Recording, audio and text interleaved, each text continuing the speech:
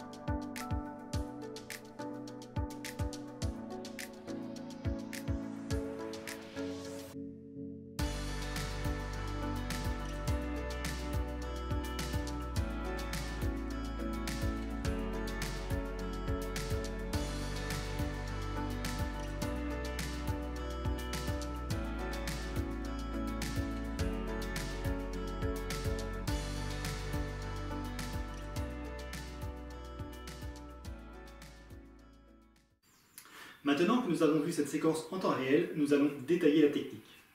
Pour effectuer la libération des voies aériennes chez une victime non traumatisée, on va commencer par desserrer ou dégrafer rapidement tout ce qui peut gêner à la respiration, puis on va basculer la tête en arrière et élever le menton.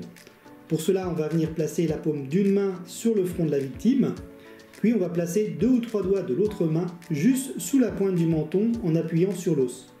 Il est possible de s'aider du pouce pour saisir le menton. On va ramener délicatement la tête en position neutre dans l'axe du corps, puis on va basculer doucement la tête en arrière en appuyant légèrement sur le front tout en levant le menton. Avec la main qui tient le menton, on va ouvrir la bouche de la victime, puis on va vérifier qu'il n'y a pas de corps étranger à l'intérieur de la bouche. Si l'on voit un corps étranger dans la bouche, on l'enlève avec la main qui était sur le front.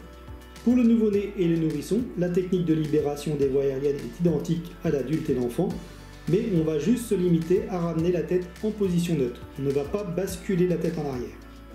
La libération des voies aériennes sur une victime traumatisée va se faire par le secouriste qui est au maintien-tête. Donc tout en maintenant la tête, il va venir placer l'index ou le majeur de chaque main derrière l'angle de la mâchoire et sous l'oreille de la victime. Il va ouvrir la bouche avec les pouces placés sur le menton. Pour cela, il va aller pousser la mâchoire inférieure vers l'avant.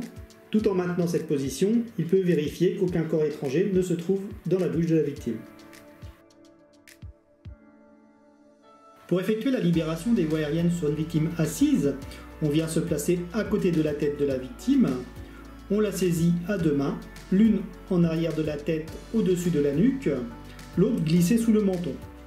On ramène la tête en position neutre dans l'axe du tronc, tout en exerçant une légère traction vers le haut. On peut alors apprécier la respiration de la victime. Terminons cette séquence en regardant ensemble les points clés de cette technique. Ramenez délicatement la tête en position neutre, basculez prudemment la tête en arrière. Pour les nouveau-nés et nourrissons, ne pas basculer la tête en arrière. Retirez les éventuels corps étrangers.